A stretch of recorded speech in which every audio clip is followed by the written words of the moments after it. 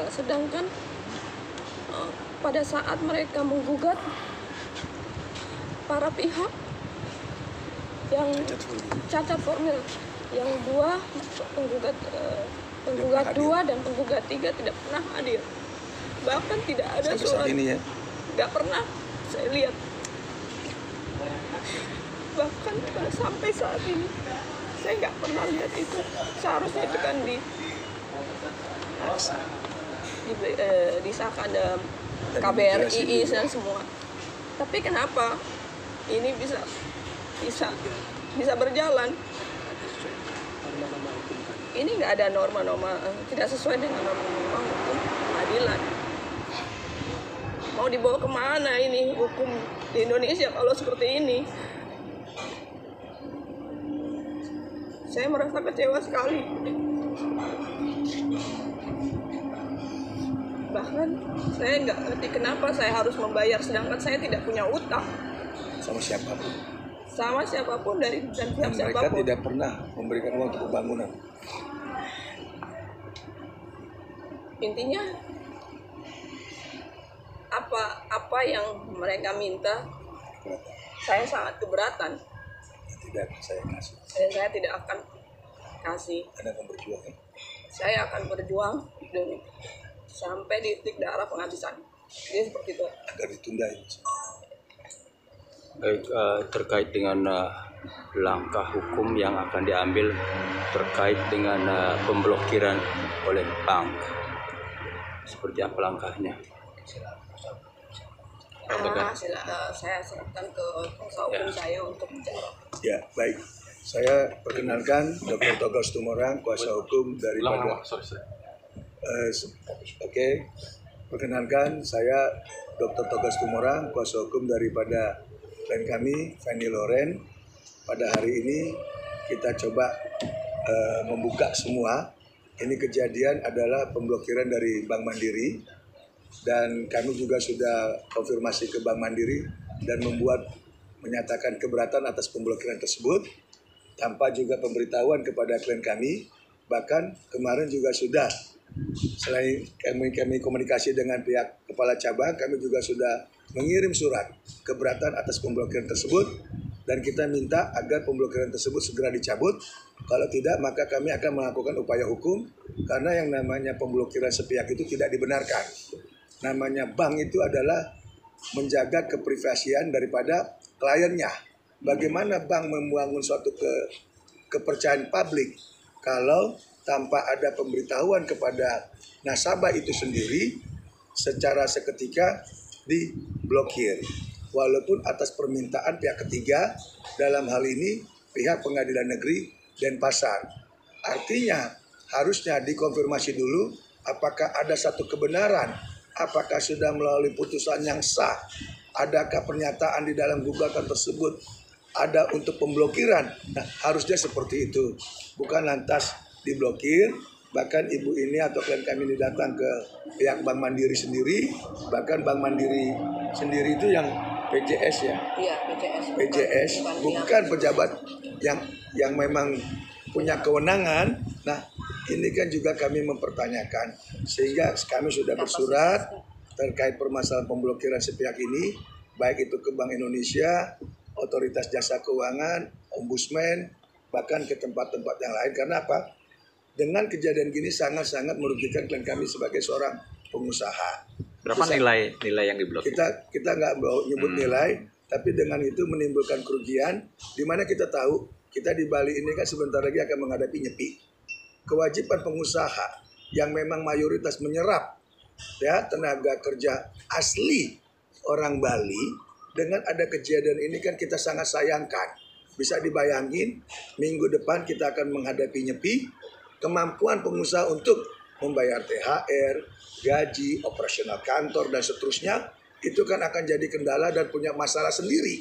Coba bisa bayangkan enggak? Kita di Bali, kita tinggal di Bali, usaha di Bali, kebetulan klien ini adalah orang istilahnya merekrut daripada tenaga kerja dari lokal, dari Bali sendiri loh. Tidak ada di kantor kita ini, di kantor klien kami ini tenaga dari asing atau dari luar. Itu karena kenapa? Kita menghormati daripada wilayah Bali itu sendiri. Nah itu yang pertama. Jadi dengan adanya pemblokiran tersebut sangat merugikan, dan dia juga nggak tahu bagaimana untuk cari uang untuk membayar karyawannya yang akan menghadapi nyepi ini. Dan yang kedua terkait tadi ada undangan ya, undangan besok terkait untuk penyitaan ataupun eksekusi penyitaan aset, jelas klien kami keberatan. Karena seperti tadi dibicarakan di dalam proses awal, kebetulan bukan saya sebagai kuasa hukumnya, proses awal tuh banyak banget tanda kutip kejanggalan-kejanggalan, baik secara norma hukum yang berlaku. Contoh, pada saat persidangan atau mediasi itu tidak pernah yang dua pihak warga negara asing yang disebutkan yang berinisial A ataupun T tidak pernah hadir. Itu hanya diwakilkan oleh yang inisialnya L, ya kan? Sampai terakhir itu hanya L. Bahkan sampai saat ini yang seperti tadi klien kami bilang, kami sudah masukkan laporan ke pihak Barreskrim. Sampai saat ini hanya L. Karena kalau namanya mens rea itu kan harus dibuka semua, ya. Kemana yang inisialnya T dengan A warga negara asing ini? Bahkan di dalam tadi akte ya, akte 47 yang sudah disepakati komposisi 40, 20, 20, yaitu 20-nya ada investasi daripada suaminya sendiri, yaitu Valerio. Itu ternyata prinsipalnya hanya satu orang saja yang inisialnya L. Yang T dan A itu memberikan kuasa saja. Nah, ini kan harusnya cacat formil. Karena kenapa? Akte itu kan harus ditandatangani di hadapan notaris. Bagaimana mungkin itu kita anggap formal kalau yang bersangkutan tidak hadir? Itu kejanggalan awal. Dan kedua yang tadi dia sebutkan, di dalam proses penggugatan tidak pernah hadirnya inisial A dengan T, termasuk juga di dalam penulisan komposisi saham 44, sudah nyetor dana, segala macam. Itu kemana? Karena yang namanya dana kan gampang. Kapan mengalir, kemana dialirkan, siapa yang terima, kapan dilaksanakan, bentuk dolar atau itu kan gampang sesungguhnya. Nah, ini yang kejanggalan-kejanggalan sehingga ada nilai nominal yang dimintakan ke pengadilan dan disetujui sama pengadilan tersebut. Ini kan janggal. Padahal itu akan bertentangan. Padahal harusnya kan ditanya, apa benar komposisi 44? Ya, dengan inisial L tersebut sebagai pemilik saham. Nah, kalau memang dia pemilik saham, berarti dianya itu harus ada badan hukum. Ya, badan hukum. Dan harus pakai PT di Indonesia. Kalau memang dia menggunakan PT dia untuk diri dia sendiri, itu menggunakan PMA. Nah, ini yang kami sangat bilang janggal. Kenapa pada saat persidangan itu nggak digali? Dari mana komposisi 44% dengan ekivalen ada uang disetor untuk mendapatkan apartemen dengan jumlah berapa? Bermacam-macam lah untuk kepentingan inisial L, T dengan A. Nah ini kan kejanggalan-kejanggalan yang tadi kita bilang. Bahkan terakhir klien kami ditegur sama Dirjen Pajak sini ya, untuk melakukan pembayaran karena ada transaksi diduga di Dubai. Ya. Nah, dia sudah bayar. Lantas ada transaksi 27 miliar yang memang tidak pernah diterima. Dia tapi harus bayar.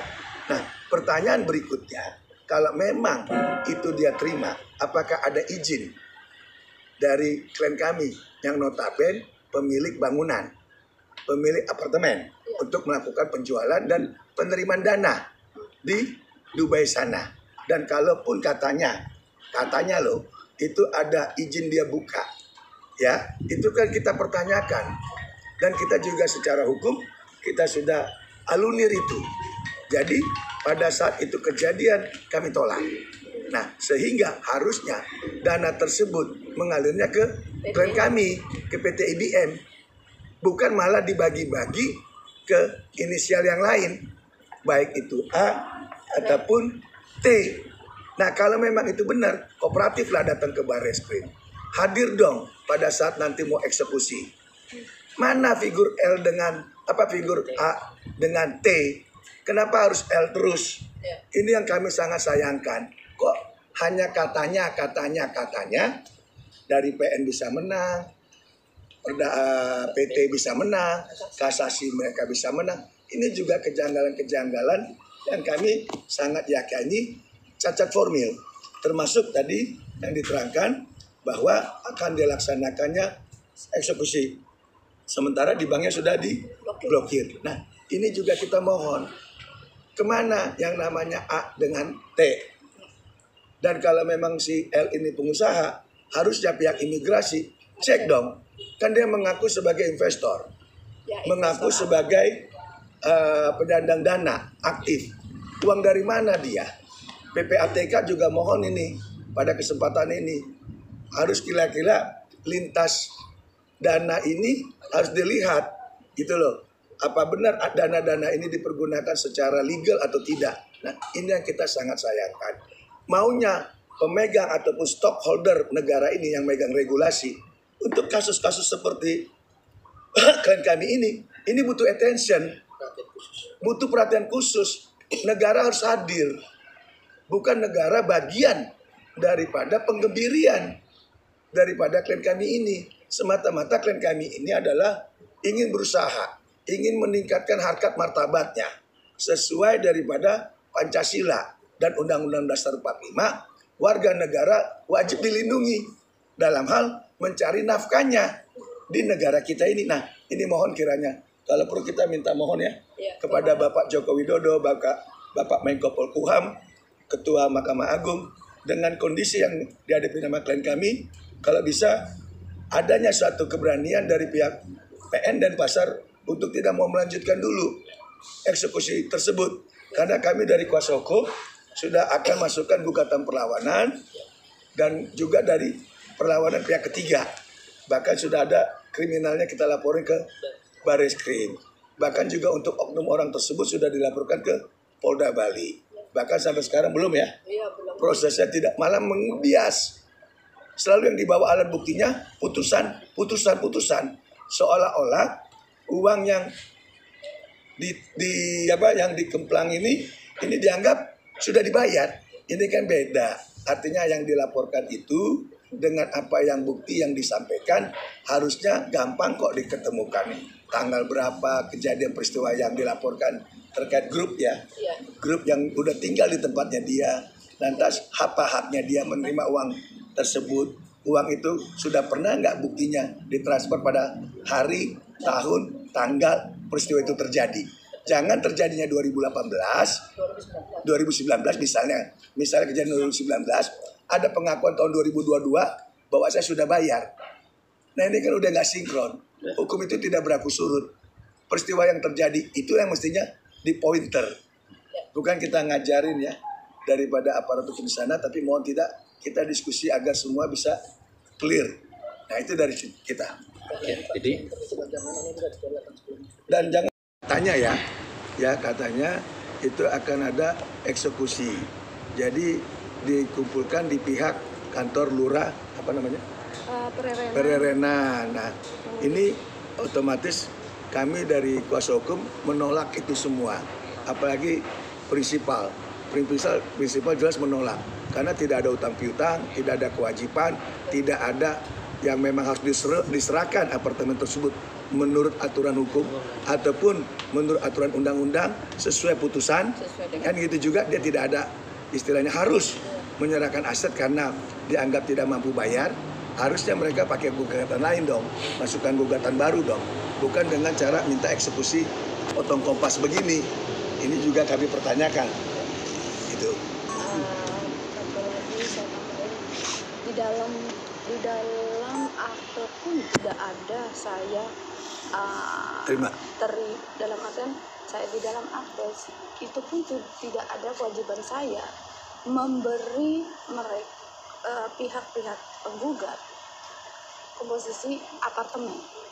Ya. Kedua, mereka juga tidak ada di struktur PT saya. Tidak ada di struktur PT Indo Bali Makmur Jaya. Jadi bangunan itu murni dari pure kamu sendiri ya? Iya. Sama suamimu ya? Iya. Sekarang kalau saya tanya lagi balik, bagaimana intinya orang asing tersebut bisa Menjadi pemilik PT Indobalia Makmur Jaya yang notabene itu ini adalah PT Indonesia satu. Terus di dalam akte tersebut tidak ada pembagian apartemen. Mereka hanya bertanggung jawab dan harus menjalani pembantuan dana. Jadi kan sangat aneh kalaupun mereka bilang itu milik mereka lah segala macam. Ya sekarang terus ada putusan kok tiba-tiba dia sekarang dimintain sita aset. Di mana itu hasil putusan itu kan sudah jelas-jelas ditolak. Jadi ini udah sangat janggal ya buat saya. Ada apa? Ya kalau saya bilang kita sebagai warga Indonesia, dan kamu akan bertahan sampai mati. Bertahan, nggak ada. Saya harus bertahan. Karena apa? Jadi pembelajaran hukum juga ya? Iya betul. Intinya si orang tersebut, WNA tersebut dengan gampang diberikan kesempatan ya, buat saya itu kesempatan. Seolah-olah ini keadilan untuk warga negara Indonesia-nya itu nggak ada kalau buat saya lihat, tidak berlaku. Sekarang yang harus sebagai warga Indonesia kan harus dilindungi. Kok seolah-olah saya nggak dapat perlindungan dan saya dipojokkan. Malah orang tersebut yang saya nggak tahu dia visanya apa, kerjanya apa, di Bali ngapain saat ini saya juga nggak tahu. Saya nggak ngerti ini kok malah seolah-olah saya yang dipojokkan, orang warga negara Indonesia-nya dipojokkan. Nah, si orang muda ini dibiarkan bebas begitu saja mungkin karena omongan manisnya atau ada oknum-oknum yang pejabat yang melindungi sehingga dia merasa kuat, merasa hebat, percaya diri. Ya, sampai saya sangat heran ya, terus terang saya sangat heran. Pak Mahfud MD mesti turun tangan ya? Ya, Pak Mahfud MD saya harap bisa turun tangan.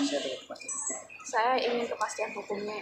Jadi putusan penyitaan aset ini kan masih bisa banding. Setelah rencana Kamis tanggal 16 itu adanya sita eksekusi yang akan dilakukan oleh Panitra PN Denpasar, dan kami tidak menerima atau menolak daripada putusan tersebut karena awal yang sudah ingkrah itu adalah tentang uang, tidak pernah dimintakan masalah pemblokiran bank ataupun permintaan aset, tidak ada di dalam putusan yang sudah inkrah.